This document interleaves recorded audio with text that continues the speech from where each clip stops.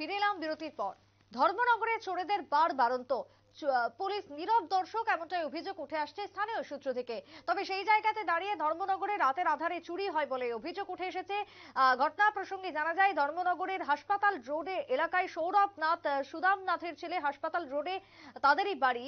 31 জানুয়ারি রাতে কে বা কাহারা বাড়ির গেটের তালা ভেঙে সৌরভ নাথের যে বাইকটি রয়েছে তা নিয়ে যায়। তারপর সৌরভ নাথ তার অভিযোগ নিয়ে বেশ কয়েকবার ধর্মনগর থানায় যোগাযোগ করার চেষ্টা করে।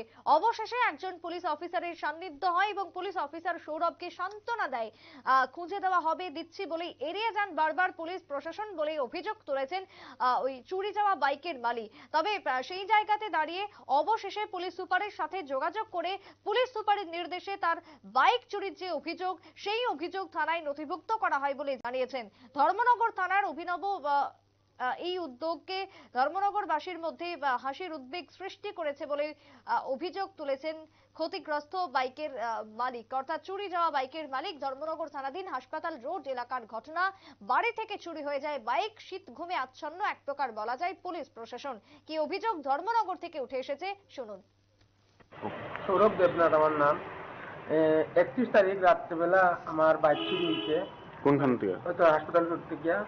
আমার গেট ভাঙ্গিয়া তালা রাখা পাইছি আমি হলো। আর সকালবেলা যখন ঘুম থেকে উঠি, আমার 31 তারিখ সকালে 7টার সময় উঠিয়ে দিকে যাই, একটা দেখি আমার বাইকটা নাই। যখন আমি আগে দেখছি আমার সাইডে অনেক সময় রাত্রেবেলা, এবার সময় রাত্রে বাড়ি দূরে দেখছি আর নাই, বাইক নাই একদম। গেট খোলা, তালা ফালাই নিচ্ছে। লাগালাগ আমি আমার বাইরে বাবারা ডাকছি, ডাকার পর তারা হয়তো থানা যেতাম। থানা গেছি, থানা সকালেও গেছি, দুপুরেও গেছি, বিকালেও গেছি, রাত্রেও গেছি, 4বার গেছি থানা। থানা যাওয়ার পরে তারা হয়েছে আমরা তদন্ত কর্ম নিয়েছি হয়েছে। হওয়ার পরে একজন অফিসার আইছে 7টার সময়, 8-9টার সময় আইছে অফিসারটা। আওয়ার পরে দুজন হাবালদারও নিয়ে আইছে, আইয়া সবটা চেক করছে, নোট করছে। এবং আমার পাশের বাড়ি মহিলাটা করে আমরা একজন ভাই আছে উকিল, দাদাই আমার অনেক হেল্প করছে, অনেক জায়গায় দূরে লিয়ে গেছে, অনেক মানুষও করছে। কিন্তু শেষমেশ আমরা বাইকটা পাইছি না। কিন্তু আমরা লাস্টে গেছি রাত্রেবেলা যখন তখন থানার সারে উঠে কয় যে এরকম তো অনেক বাইক চুরি হয়, তোমারটাও নিচ্ছে, আর এটা প্ল্যানিং সেই।